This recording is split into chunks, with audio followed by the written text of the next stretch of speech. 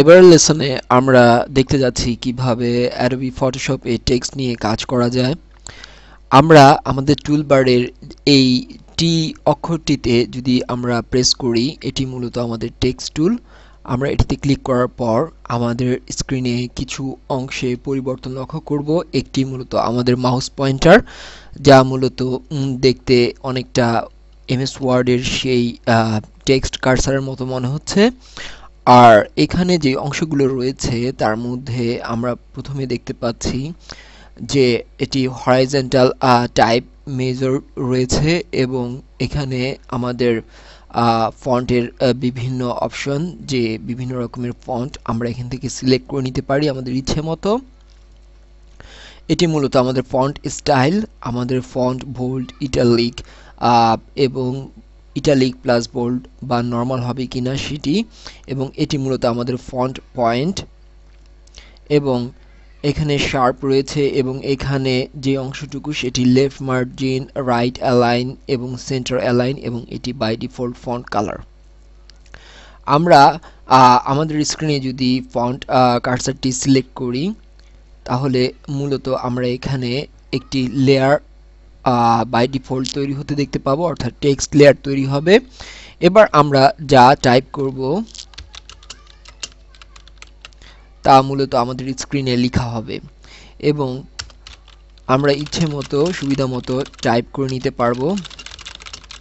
এবং যেহেতু আমাদের এখানে আমরা দেখতে পাচ্ছি যে সেন্টার অ্যালাইন রয়েছে, তাই আমাদের লেখাগুলো টোটালি সেন্টার অ্যালাইন হচ্ছে, এবং এভাবে আমরা লেখার ফাঁকে ফাঁকে আমাদের যদি মুভ করিয়ে নিতে হয় তাহলে আমরা মুভ অপশনটি ইউজ করতে পারবো। আমরা আমাদের ফন্ট হাইলাইট করতে পারবো। এবার এভাবে আমরা ইচ্ছে করলে মেজারমেন্ট করে নিতে পারবো, রাইট অ্যালাইন, লেফট অ্যালাইন, এবং ফন্টের মাঝখানে যদি আমরা সেন্টার অ্যালাইন করে নিতে চাই আমাদের লেখার মাঝখানে, তাও আমরা করে নিতে পারবো সিলেক্ট করে। তবে একটা ব্যাপার, যে আমাদের পুরো জিনিসটি অ্যালাইন হবে, সিঙ্গেল অ্যালাইন হবে না, এটি একটি ব্যাপার। আরও একটি মজার বিষয় তা হচ্ছে যে আমাদের টেক্সটের আমরা ইচ্ছে করলে সাইজ এভাবে বাড়িয়ে নিতে পারি। এবার আমরা যদি চাই যে আঁকা বাঁকা করে নিতে আমাদের টেক্সটটিকে, টেক্সটের বিভিন্ন স্টাইলও এখানে রয়েছে, আমরা সেগুলো অ্যাপ্লাই করতে পারি। এভাবে আমরা আমাদের টেক্সট বিভিন্নভাবে অ্যাপ্লাই করে নিতে পারি। ফন্টের ক্ষেত্রে আরও বিভিন্ন রকমের অপশন রয়েছে, যে আমরা যদি ফন্টের মধ্যে গ্রেডিয়েন্ট কালার ইউটিলাইজ করতে চাই আমাদের টাইপে, সেক্ষেত্রে আমরা যে কাজটি করতে হবে, মূলত আমরা এই ফন্টটিকে একটি মাস্কিং করে নিতে পারবো। আমরা শিফট প্রেস করে যদি আমাদের টেক্সট লেয়ারটির উপর প্রেস করি তাহলে আমাদের মাস্কিং হলো। এবার নতুন একটি লেয়ার নিয়ে সেই লেয়ারে আমরা ইচ্ছে করলে গ্রেডিয়েন্ট অ্যাপ্লাই করতে পারি, তবে অবশ্যই নতুন লেয়ার এবং মাস্কিং সিলেক্ট থাকতে হবে। এই অবস্থায় আমরা দেখতে পাচ্ছি যে আমাদের ফন্টের আমরা মাস্কিং করে আমাদের লেখাতে আমরা গ্রেডিয়েন্ট আনতে পারবো। এবার আরও কিছু ব্যাপার, তা হচ্ছে যে এই ওয়েতে না গিয়ে ডিফারেন্ট লেয়ার না করে সরাসরিও আমরা এভাবে মাস্কিং করতে পারি। আমরা যদি horizontal type masking tool select করি টেক্সট থেকে, এবার আমরা যদি ফন্টের সাইজ বাড়িয়ে কমিয়ে নিতে পারি সেই একইভাবে। এবার যদি আমরা কিছু লিখি, এটি মূলত আমাদের মাস্কিং লেয়ার হিসেবেই লেখা হবে, এবং মাস্কিং লেয়ার কখনো রি-এডিট করা যাবে না। আমি কিছুক্ষণ পরেই আসছি।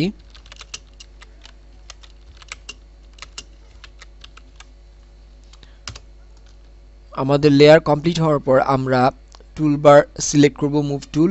এবার আমরা এর উপর ইচ্ছে মতো গ্রেডিয়েন্ট অ্যাপ্লাই করে নিতে পারবো। এখানে আমরা যখন আমাদের টাইপ লেয়ারে আমরা দেখতে পাচ্ছি, আমরা টাইপ লেয়ারে যদি টাইপ লেয়ার সিলেক্ট করি এবং এটিতে ডাবল ক্লিক করি, তাহলে আমরা ইচ্ছে করলে টাইপ লেয়ারের লেয়ার নেম চেঞ্জ করতে পারবো, এবং আমাদের এই উপর লেয়ারটির নাম দিব আমরা মাস্ক লেয়ার।